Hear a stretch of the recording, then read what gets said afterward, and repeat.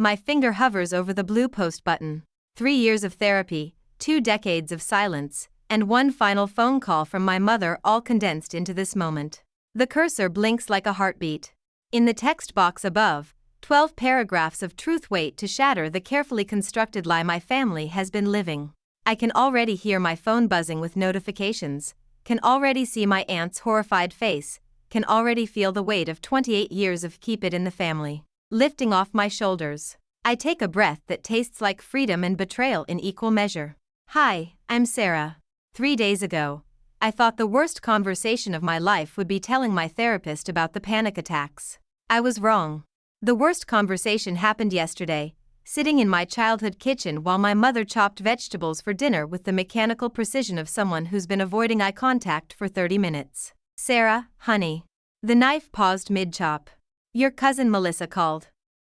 I knew. God, I knew from the way she said honey it was an apology. She's concerned about your online presence. I set down my coffee mug harder than necessary. The sound echoed in the kitchen where I'd eaten 10,000 bowls of cereal, where I'd done homework at this same scarred wooden table, where I'd learned that some conversations can crack your rib cage open and leave you bleeding quietly. My online presence. The things you've been posting about. Uncle Richard. Her voice had that careful, measured quality she used when she was about to ask me to betray myself. The therapy posts. The implications, as if surviving sexual abuse was just a social media trend I'd picked up. Mom, they're not implications, they're embarrassing us, Sarah. The knife resumed its steady rhythm against the cutting board. Chop, chop, chop. Your uncle is a respected man in this community. He's done so much for our family, paid for your cousin's college, helped us with the house payments when your father was sick. The kitchen suddenly felt smaller. The yellow walls that had seemed cheerful my entire childhood now pressed in like they were trying to suffocate the words rising in my throat. So that's it? His reputation matters more than what he did to me? She set the knife down and finally looked at me.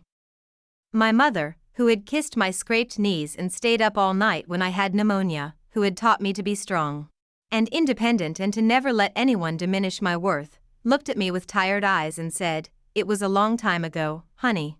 You were so young, maybe you misremembered, I was 12.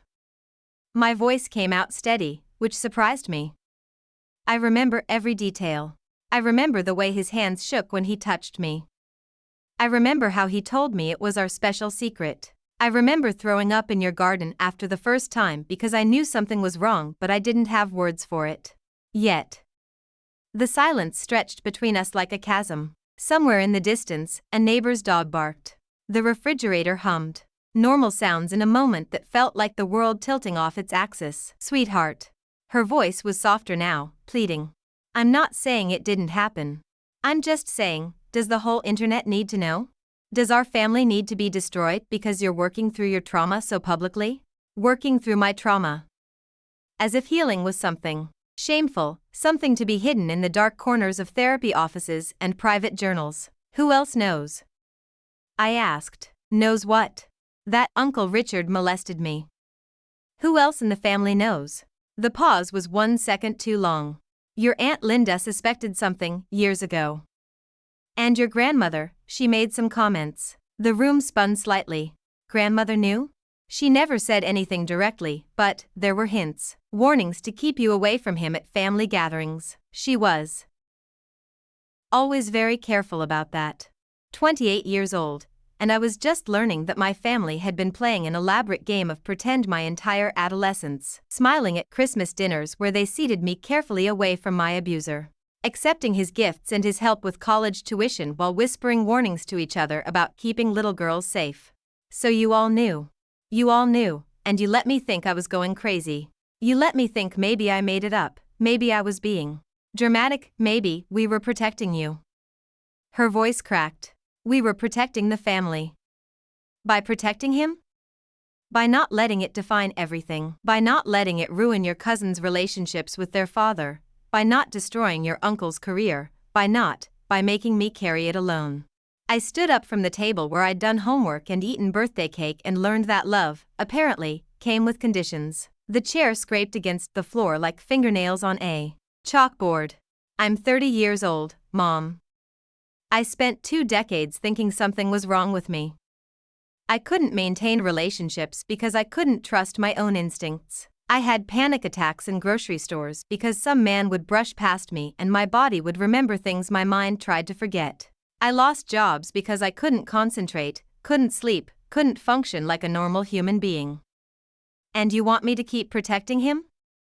I want you to think about what's best for everyone. I am thinking about what's best for everyone. I'm thinking about his other victims. The color drained from her face. Other victims? Mom, men like Uncle Richard don't stop with one 12-year-old girl. They don't suddenly develop a conscience and decide to be decent human beings. How many other little girls in this family, in this community, have been carrying his secrets? She sank into her chair like someone had cut her strings. You don't know that. I know enough. I walked to the kitchen window and looked out at the backyard where I'd played as a child, where I'd felt safe and loved and innocent. The swing set was still there, rusted now but sturdy. I used to pump my legs as hard as I could, trying to swing high enough to touch the clouds. If you post this online, my mother said behind me, if you name him publicly, there's no going back. You'll tear this family apart. I turned around. She looked smaller than I remembered, older. The woman who had seemed invincible when I was growing up now looked fragile and frightened. The family was already torn apart, Mom. You just never let me see the damage. I walked toward the kitchen door, the same door I'd run through 1,000 times as a child, always knowing I could come home, always believing home was safe. Sarah, please. Think about this. Sleep on it. Don't do anything rash. My hand was on the doorknob when I turned back one last time. I've been sleeping on it for 16 years. I sat in my car outside my childhood home for 20 minutes, hands gripping the steering wheel like it was the only thing keeping me tethered to reality. The house looked exactly the same as always, white picket fence, rose bushes my mother tended with religious devotion, the red front door she repainted every 3 years. Picture perfect suburban normalcy. The kind of house where neighbors borrow cups of sugar and everyone waves from their perfectly manicured lawns. The kind of house where little girls get molested by their uncles and everyone pretends it never happened. My phone buzzed. A text from my mother, I love you. We can figure this out together. I stared at the words until they blurred. 28 years old, and I was still waiting for someone in my family to choose me first. I drove straight to my best friend Kate's apartment. She opened the door wearing paint-stained overalls and immediately pulled me inside without asking questions. This is why I love her, she reads emotional. Disasters like other people read weather forecasts. Wine or whiskey, she asked, already moving toward her kitchen. Something stronger. She poured 2 glasses of wine anyway and handed me one. Kate has a theory that alcohol doesn't solve problems, but it makes them easier to organize. She's annoyingly wise like that. Spill. I told her everything. The conversation with my mother, the family's collective conspiracy of silence, the way they'd all known and let me carry the burden alone. Kate listened without interrupting, her face growing darker with each detail. Jesus Christ, Sarah. The worst part isn't even that they knew. I took a sip of wine that tasted like bitter truth. It's that they think I'm the problem. Speaking about it is worse than the actual abuse. Kate set down her glass with the careful precision of someone trying not to throw it against the wall. Your family is fucked up. Yeah, well. I'm stuck with them. Are you? The question hung in the air like a challenge. Kate leaned forward, her dark eyes serious in a way that made my stomach clench. Sarah, you don't owe them your silence. You don't owe anyone your silence. But if you go public, you take your power back. You stop letting them control the narrative. I thought about the blog posts I'd been writing, carefully worded entries about trauma and healing that danced around the specifics. Therapeutic breadcrumbs for other survivors, but nothing that could definitively point fingers, nothing that could embarrass the family. I've been protecting him too, I said quietly. All this time, I've been protecting him too. Kate's expression softened. You've been protecting yourself. There's a difference. My phone rang. Uncle Richard's name flashed across the screen. Kate and I stared at it like it was a live grenade. Answer it, she said. Put it on speaker. My hands were shaking as I swiped to accept the call. Sarah, sweetheart. His voice was warm. Paternal. The same voice that had told me bedtime stories and taught me to ride a bike and whispered terrible things in dark rooms. Your mother called. She's worried about you. I looked at Kate, who nodded encouragingly. Hi, Uncle Richard. I think maybe we should talk, just you and me. Clear the air. I know you've been going through a difficult time with therapy and everything. Going through a difficult time. As if trauma was a phase, like adolescence or menopause. What exactly do you want to talk about? Well, there was a pause, the sound of him choosing his words carefully. I think there might be some misunderstanding about things that happened when you were younger. Sometimes our memories, especially childhood memories, can get a bit distorted. The room went silent except for the sound of my heart hammering against my ribs. Kate's face had gone completely still. Distorted how? Therapy can sometimes plant ideas, sweetheart. Create false memories. I've read about it. Sometimes well-meaning therapists can. Are you saying I'm lying? I'm saying you're confused. And I understand why. It must be frightening to have these thoughts, these images that don't feel real. But publicly discussing things that didn't happen, naming family members in your blog posts, it could have serious consequences. The word consequences hit like ice water. What kind of consequences? Kate grabbed my arm, shaking her head frantically. But I needed to hear this. I needed to understand exactly what I was dealing with. Legal consequences, potentially. Defamation is a serious matter. I've built a reputation in this community over 40 years. I won't have it destroyed by confused memories and therapy-induced delusions. There it was. The threat underneath the paternal concern. I see. I'm glad you understand. You're a smart girl, Sarah. You always were. Too smart to let some therapist convince you that your loving uncle would ever hurt you. Smart girl. The same words he used to whisper when he touched me. You're such a smart girl, Sarah. Our little secret. Uncle Richard? Yes, sweetheart? Go fuck yourself. I hung up. Kate was staring at me with something that looked like pride and terror mixed together. Holy shit. My hands were steady now. The shaking had stopped completely. He just threatened me. He absolutely did. He called my memories false, said my therapist planted them. Classic Darvo. Deny, attack, reverse victim and offender. Kate worked as a victim advocate. She knew the playbook. I stood up and walked to Kate's window, looking out at the city lights. Somewhere out there, other little girls were carrying secrets. Other families were choosing reputation over truth. Other victims were being told their memories were lies. Kate? Do you have your laptop? She was already moving toward her desk before I finished asking, what are we doing? I turned around, and for the first time in 3 days, I smiled. We're writing a blog post. Kate's laptop sat open on her coffee table like an altar. The cursor blinked in the empty blog post box, waiting. Start with the truth, Kate said, curled up beside me with her wine. Just the simple, unvarnished truth. My fingers hovered over the keys. For 16 years, I'd been crafting careful sentences, diplomatic language, therapeutic euphemisms. Inappropriate touching. Childhood trauma. A family member who crossed boundaries. I typed, my uncle molested me. When I was 12 years old. Delete. When I was 12, my uncle Richard Patterson sexually abused me. The words sat on the screen like evidence. Black letters on white background. No metaphors, no softening. Just truth. Keep going, Kate whispered. My hands moved across the keyboard like they'd been waiting years for permission. It started the summer I turned 12.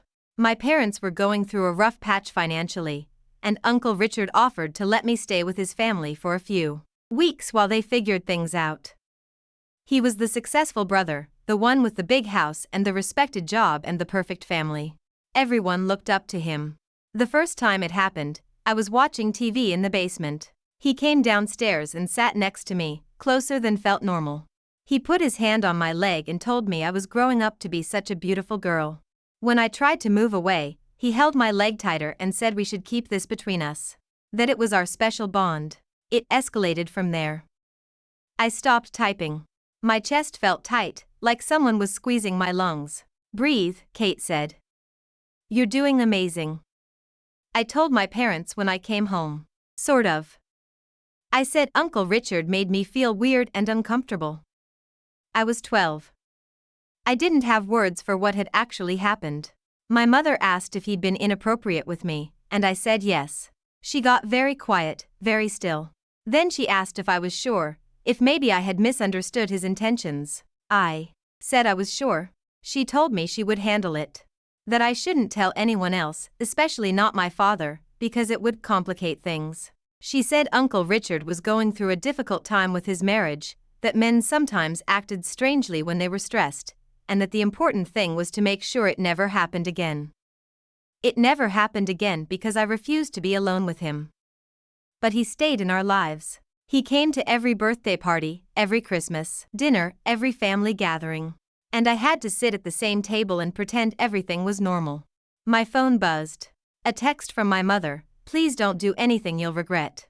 I turned the phone face down and kept typing. Last week, I found out that other family members had suspected what happened. My grandmother, my aunt. They'd known enough to quietly warn each other to watch him around little girls, but not enough to actually do anything about it. Yesterday, my mother asked me to stop posting about my trauma recovery online because it was embarrassing the family. She said Uncle Richard is a respected man who's done so much for our family financially, and that my public discussion of what happened was unfair to him. An hour ago, Uncle Richard called me. He said my memories were false, implanted by my therapist. He threatened legal action if I continued to defame him publicly. I paused, staring at the cursor blinking after that last sentence. This was the moment. The point of no return. Kate must have sensed my hesitation because she reached over and squeezed my hand. "What happens after you post this?" she asked gently. I thought about it. Really thought about it. My family will probably never speak to me again. And I'll lose my cousins, my extended family. Holidays will be awkward or non-existent. And Uncle Richard might actually try to sue me. And I looked at her, this woman who'd become more family to me than my actual family had ever been. And I'll be free. The realization hit me like a physical force. Freedom. Not just from the secret, but from the weight of protecting people who had never protected me. From the exhausting performance of pretending to be okay with seeing my abuser at every family gathering. From the guilt of prioritizing their comfort over my healing. I turned back to the laptop. So here's what I want to say to Uncle Richard, and to every family member who chose his reputation over my well-being. I remember everything. I remember the basement where it started and the guest bedroom where it continued. I remember the way you smelled like coffee and aftershave. I remember how you told me I was special, that this was how men showed love to the special girls in their family. I remember being 12 years old and not understanding why something that was supposed to be love made me want to scrub my skin raw. I remember telling my mother and watching her choose your comfort over my safety. I remember 16 years of therapy trying to convince myself that maybe it wasn't that bad, maybe I was overreacting, maybe I should just let it go. I remember panic attacks and sleepless nights and the inability to trust my own instincts because I'd been taught that my voice, my truth, my pain didn't matter as much as maintaining the family's perfect image. But I also remember the moment I realized that your reputation was built on my silence. So I'm breaking that silence. Uncle Richard Patterson of Millfield, Connecticut sexually abused me when I was 12 years old. Multiple times, over several weeks, in the summer of 2007. He told me it was our secret. He told me it was normal. He told me no one would believe me if I said anything. He was wrong about that last part. My finger hovered over the blue post button. 3 years of therapy, 2 decades of silence, and one final phone call from my mother all condensed into this moment. The cursor blinked like a heartbeat. In the text box above, 12 paragraphs of truth waited to shatter the carefully constructed lie my family had been living. I could already hear my phone buzzing with notifications, could already see my aunt's horrified face, could already feel the weight of 28 years of keep it in the family lifting off my shoulders. I took a breath that tasted like freedom and betrayal in equal measure. I clicked post. 6 months later, the coffee shop where I'm writing this is bustling with the usual morning crowd. Students typing furiously on laptops, business people grabbing caffeine before important meetings, mothers meeting for playdates while their children color at the kids' table. Normal people living normal lives, unaware that the woman in the corner booth single-handedly imploded her entire family dynamic half a year ago. My blog post went viral. Not internet-famous viral, but viral enough. Shared across survivor support groups, picked up by local news, discussed in online forums about family trauma and institutional cover-ups. Uncle Richard did try to sue me for defamation. His lawyer sent threatening letters filled with legal jargon and vague consequences. But truth, as it turns out, is an absolute defense against defamation claims. And when two other women came forward with their own stories about Uncle Richard, one a former neighbor, one a family friend, his legal threats quietly disappeared. My family's reaction was exactly what I expected. My mother stopped speaking to me entirely. My cousins blocked me on social media. My aunt sent a single text, "You've destroyed everything." But something else happened that I didn't expect. Women started reaching out. Survivors who'd been carrying their own family secrets. Mothers who recognized their own children's subtle signals of distress. Teenage girls who finally had words for experiences they'd been trying to understand. Last month, I got a message from a 17-year-old whose uncle had been playing games with her for years. She said reading my story gave her the courage to tell her parents. They believed her immediately and reported him to police. He's been arrested. That 17-year-old girl will never have to sit through family dinners pretending everything is normal. She'll never spend her 20s in therapy trying to untangle the damage of institutional gaslighting. She'll never wonder if her memories are real or if she's just being dramatic. She gets to be angry and hurt and validated and protected. She gets to heal from the beginning instead of spending decades learning to trust her own voice. I lost my family of origin, but I found something better: my integrity, my voice, my power. And on the really hard days, when I miss my mother's lasagna and my cousin's laugh and the comfortable familiarity of people who've known me my entire life, I remember that 17-year-old girl. I remember that my silence protected one man who hurt multiple children. My voice protected countless children he'll never get the chance to hurt. Kate was right about taking my power back. But she didn't tell me the most important part: once you reclaim it, you realize you never actually needed their permission to be powerful in the first place. I take a sip of my coffee and open my laptop to write another blog post. This one's about building chosen family, about finding people who love you enough to choose your truth over their comfort. It starts like this: "Hi, I'm Sarah. And I want to tell you about the day I learned the difference between family and relatives."